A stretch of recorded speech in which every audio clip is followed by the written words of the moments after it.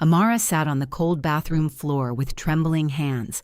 Her eyes were fixed on the pregnancy test lying on the sink. One line, just one line again. Slowly, she closed her eyes. The tears came immediately. Not loud tears, not dramatic tears, just the kind of tears that had become normal after 9 painful years of trying for a child. Outside the bathroom door, she could hear her husband David laughing softly while watching football in the sitting room.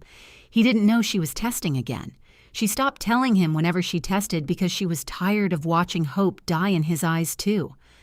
Amara picked up the pregnancy test and wrapped it inside tissue paper before throwing it into the bin. Then she stood in front of the mirror. She looked tired, not physically, emotionally. A woman can survive many things. But disappointment every single month, that kind of pain changes a person. She touched her stomach slowly. "What is wrong with me?"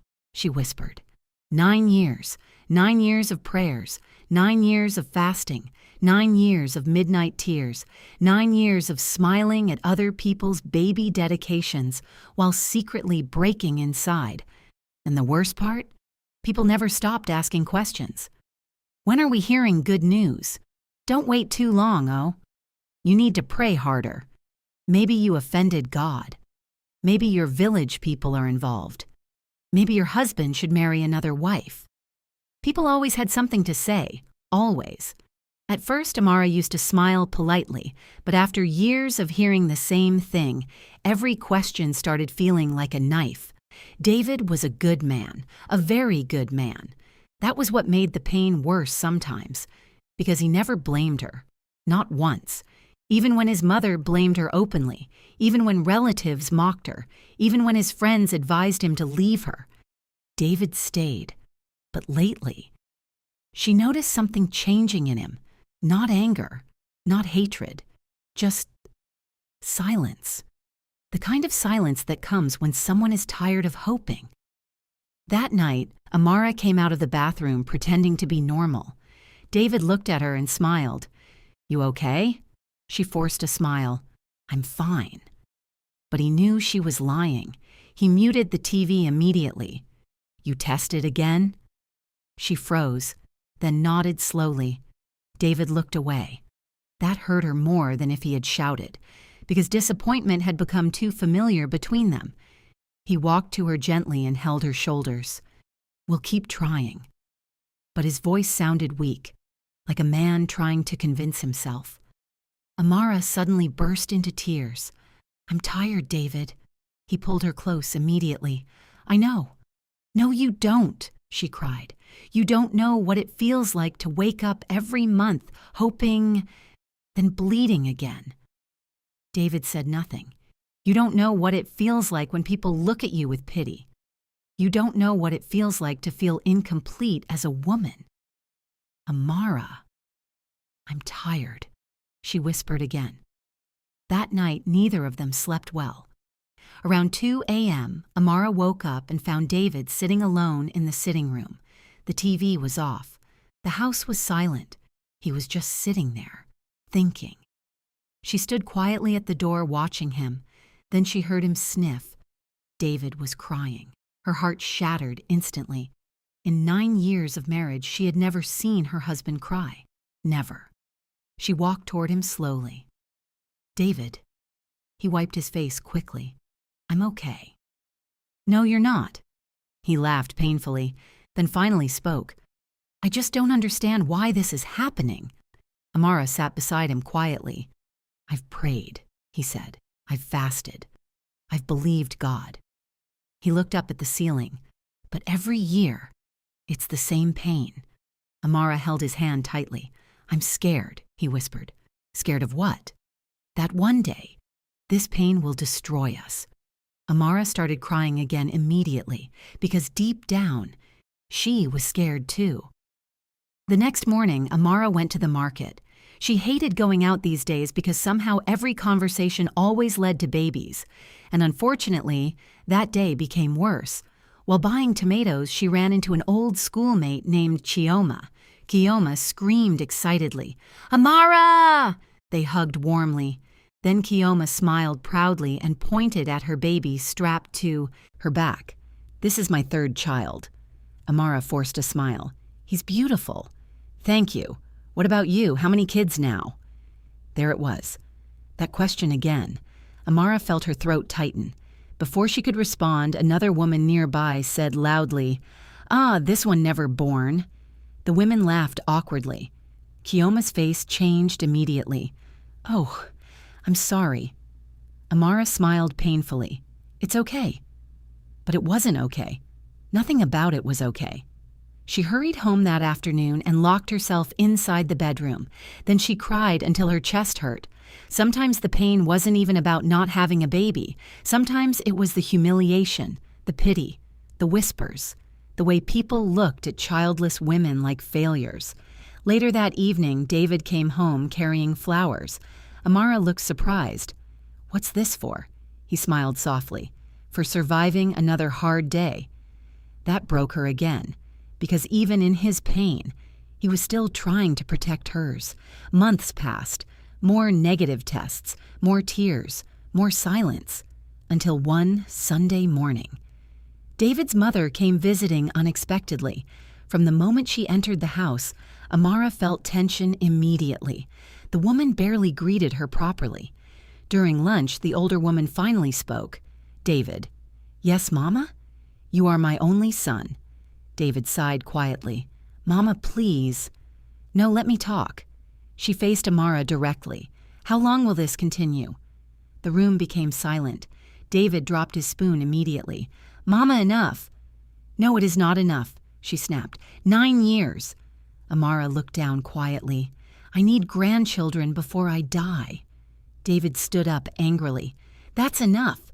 But his mother continued. "There's a young woman in church. Mama, she is decent and fertile." David slammed his hand against the table. "I said enough." Amara flinched. The older woman shook her head. "You are blinded by emotions." Then she looked at Amara coldly. "If you truly love my son, let him go." That sentence nearly destroyed her, because somewhere deep inside, Amara had thought about it too. That night, after David's mother left, Amara sat quietly on the bed. David entered the room later and found her packing clothes into a bag.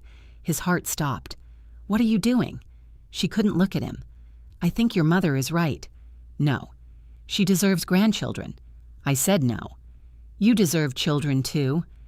David walked toward her immediately. "Stop." Tears rolled down her cheeks. "I can't keep doing this to you." David held her face firmly. "Listen to me carefully." She finally looked at him.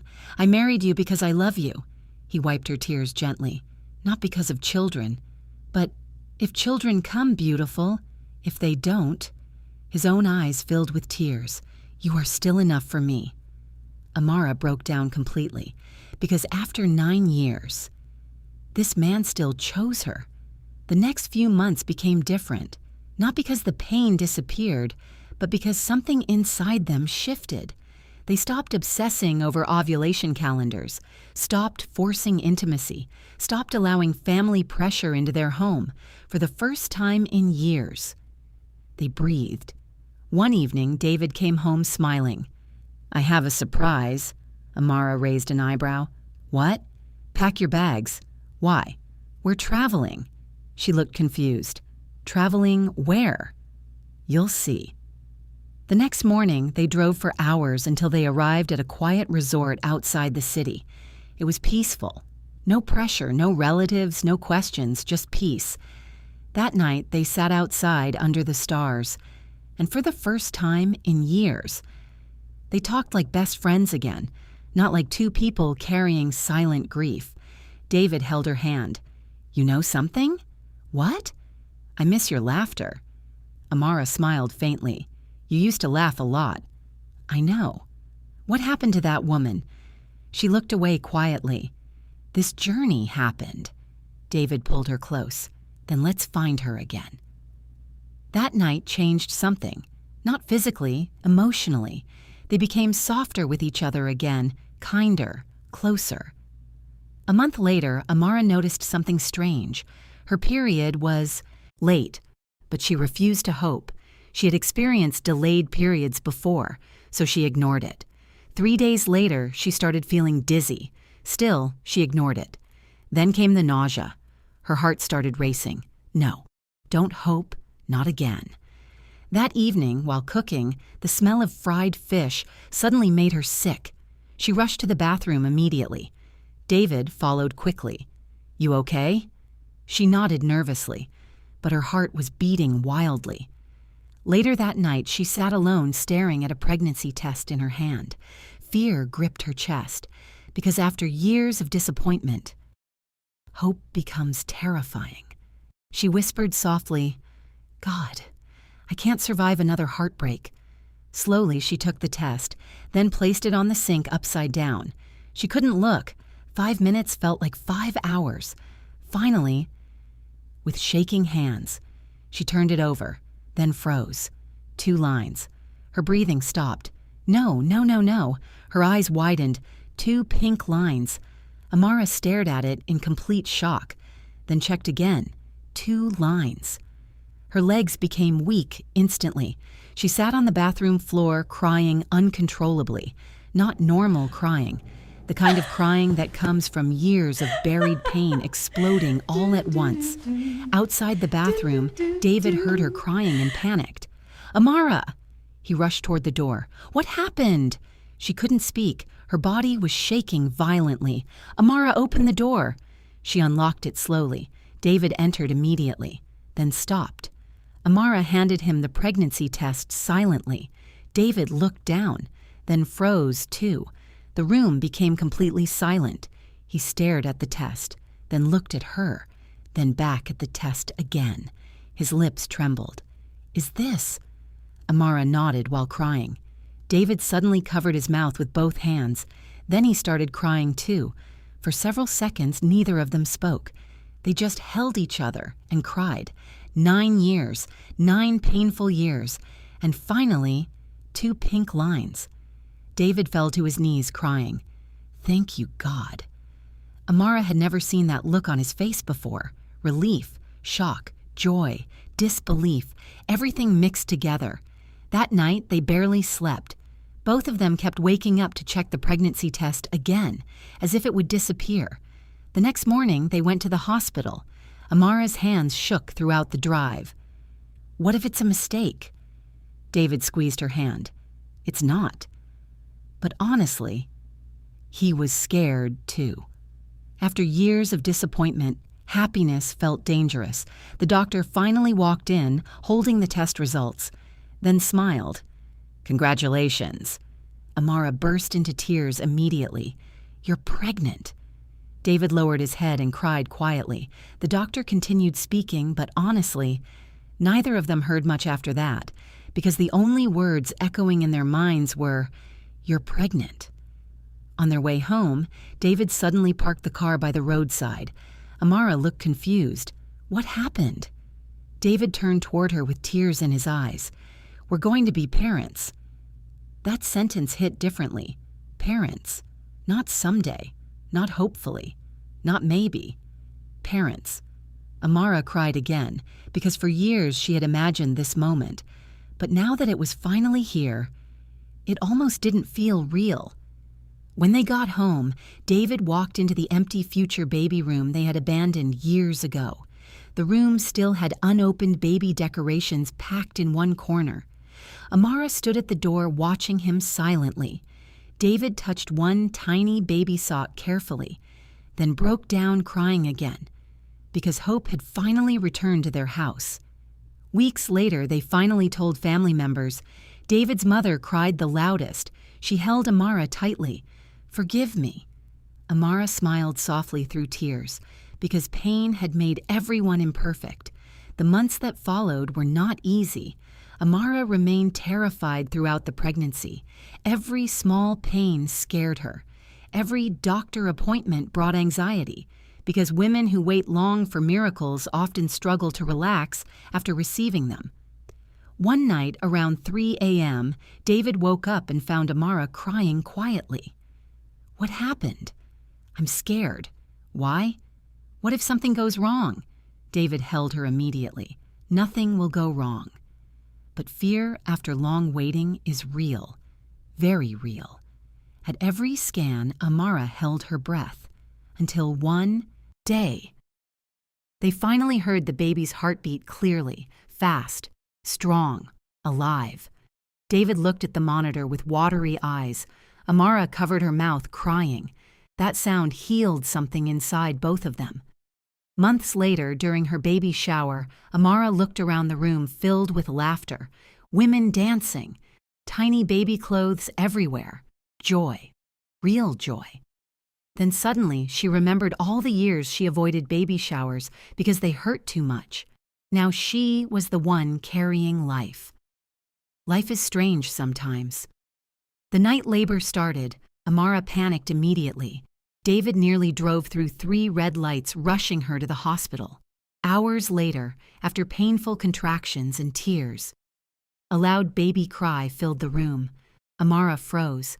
David froze too. The doctor smiled. "It's a girl." David started crying immediately. Again. That man cried a lot during this journey. Amara looked at her daughter for the first time and whispered, "You were worth every tear."